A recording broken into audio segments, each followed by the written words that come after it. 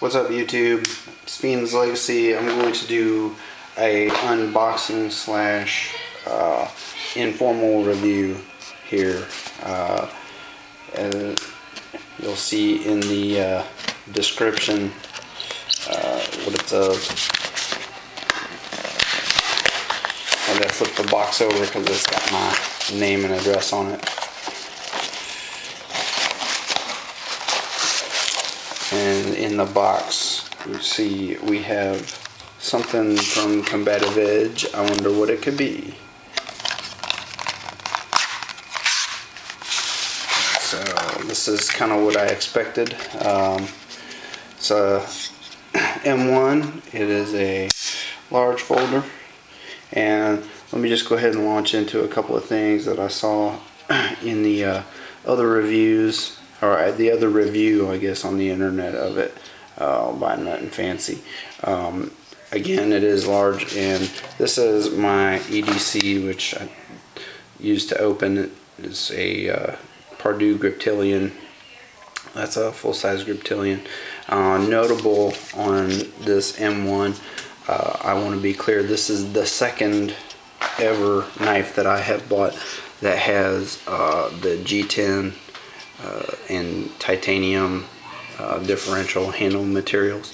That is a monolock. It's the only second one I've ever purchased. Sorry, I'm kind of rambling a little bit. Really like the look of it, and the thing that Nut and Fancy touched on that got me the most was the overall size of it, while maintaining very thin. Now I have, you guys, if you know me, you know I like thin. I have somehow managed to carry a Griptilian EDC simply because I like the axis lock so much in the operating of it, especially close the knife. You can just snap it shut real quickly and be done with the knife. Don't have to worry about putting my finger in front of a closing blade. And even, sorry, the kids are watching a comedy in the other room. Even more so than the compression lock or any of those with leaf springs, you can operate it. It's here on the handle. And anyway, enough about that. Back on the M1, so thin, so very thin. Love it. Again, it's this is a big knife, and will I be EDCing this? I'm definitely going to be carrying it tomorrow, but don't know about EDC because I'm so impressed with it. Initial quality out of the box, and you guys saw I unboxed it from the mailman right here on my ironing board. I had to run in and kind of do this. The lock engagement's nice, the action's nice and smooth. So I like that. Another thing that I like, aside from the general ergonomics and handle shape and all that, is the fact that this is kind of scalloped out here. I don't know if that was intended for purchase on the thumb stud, or what that was actually engineered on there for. And Rob, if you want to comment on this, go right ahead. Yeah, very nice. I like the finish on the blade. It seems like kind of maybe a nicer version of the adherent iron oxide, but I'm not honestly positive what the finish is, but it's got a nice patina to it. So I'm also struck by that. Again, the fit and finish, nice. One thing Nut and Fancy definitely mentioned was the fact it's a little bit difficult to get to the lock. That's not necessarily a big deal for me, because I don't want it to disengage while I'm using it. So I'm sorry if this thing is getting out of the shot quite a bit. I'm kind of drooling here, enjoying my new knife. Again, very thin. I think in my thinness discussions, I talked at one point about the old Benchmade Elishwitz Sentinel. This is thinner than that. It feels rock solid. Lockup's rock solid.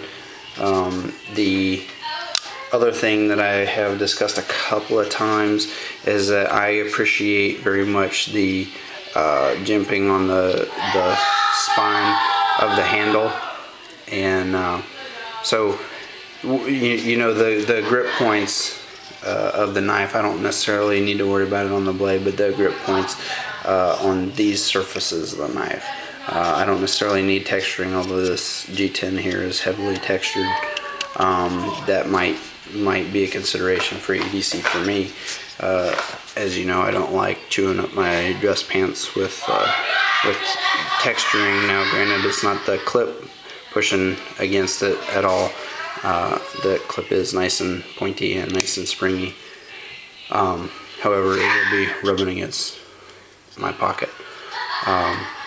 So anyway, I'm loving this knife. I think it's great work. Glad I bought it, and I'm definitely going to test it out and see how I like EDC, or well, see how I like carrying it at least. Probably not necessarily long term before I make my call on it. One other thing that went into my calculus on purchasing was the grind. Typically I'm going to go after a very high flat grind, if not a full flat grind.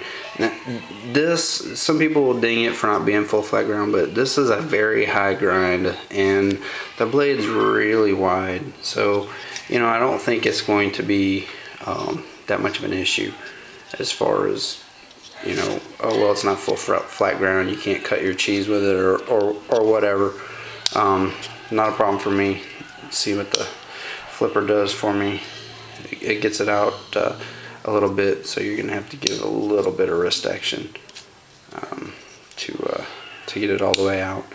That I'm not willing to do right now until I've felt the action out a little bit better. Although it's very smooth. Nice large pivot there, and again, as discussed previously, it does have a stop here. This longer piece for the blank and the clip is intended to stop the liner from over travel, so you don't spring it out and lose engagement of your lock. Nice big thumb studs. The blade, it's got a very clear, very symmetrical grind on the primary edge, and as I will talk about, has a nice swedge, so I'll be able to smash on stuff with that should I need to. So overall, again, I think probably the biggest thing for me, may sound a little bit crazy, a little bit obsessive, the weight is not as big a consideration as the flatness. It is so flat, and I love that. So this is definitely going to be recommended